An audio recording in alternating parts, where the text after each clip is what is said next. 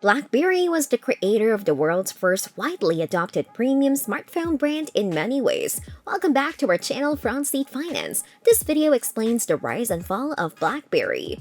At its peak, BlackBerry controlled more than half of the US and 20% of the global smartphone markets, sold more than 15 million devices per year, was known as the Crackberry, and had a stock price of more than $230. BlackBerry now has a 0% share of the smartphone market and a stock price that has remained in the high single digits for the majority of the last few years. How did BlackBerry plummet from such lofty heights? First, some background information. BlackBerry, as Research in Motion, was founded in 1984 as a developer of connectivity technology, such as modems and pagers. In the year 2000, the company released its first mobile phone, the BlackBerry 957, which included push email and internet functionality. Because of its enterprise-level security and business functionality, the BlackBerry became the device of choice in corporate America over the next decade.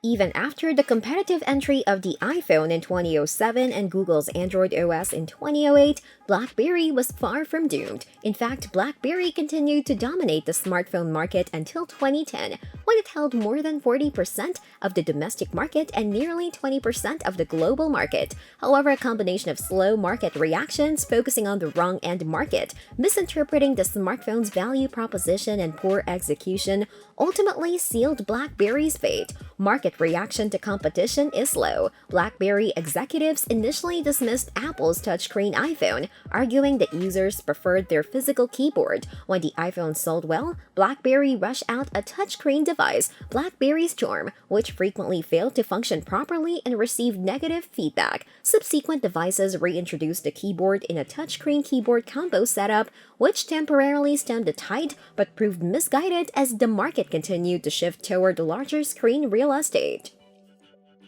Focusing on the incorrect end market. As Apple and Google made smartphones more accessible to the general public by developing slick user interfaces and appealing apps, BlackBerry remained steadfastly focused on its enterprise customers and their security and connectivity needs.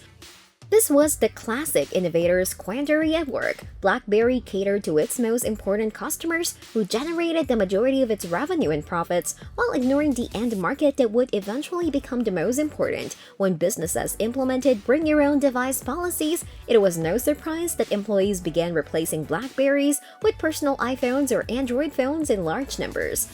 Misunderstanding the value proposition of the smartphone. BlackBerry innovated primarily around feature enhancement, faster email, better security, and so on, in part due to its enterprise focus. In doing so, it overlooked the smartphone's value proposition as a platform for personal productivity and entertainment. While Apple and Google surrounded their third-party app ecosystems with a moat, BlackBerry's insistence on first-party development rendered its devices far inferior. Even its most popular app, BlackBerry Messenger, was underutilized.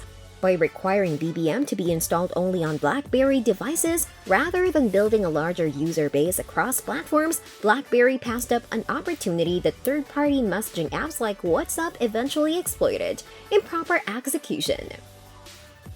Even when it attempted to adapt, BlackBerry was unable to execute properly. The touchscreen Storm was a colossal failure when it was released in 2008. The Playbook tablet was widely panned when it was released in 2010 due to a lack of native email, calendar, and contacts applications. Even its most recent incarnations, such as the BlackBerry Priv in 2015, were plagued by ineffective product launches, poor functionality, and incoherent value propositions. It's no surprise that BlackBerry was defeated in the smartphone wars. However, BlackBerry's story may have another chapter yet to be written. Since hiring turnaround veteran John Chen as CEO in late 2013, BlackBerry has abandoned phone production and reinvented itself as a software and services company. Chen appears to have righted the ship by leveraging a portfolio of enterprise security products and riding the wave of automotive innovation with its QNX system. BlackBerry reported 7% growth in software and services in its most recent quarter of 2017 and forecasted 10 to 15% growth for the year. BlackBerry has collaborated with Baidu, NVIDIA, and Qualcomm to secure their software in the autonomous vehicle space.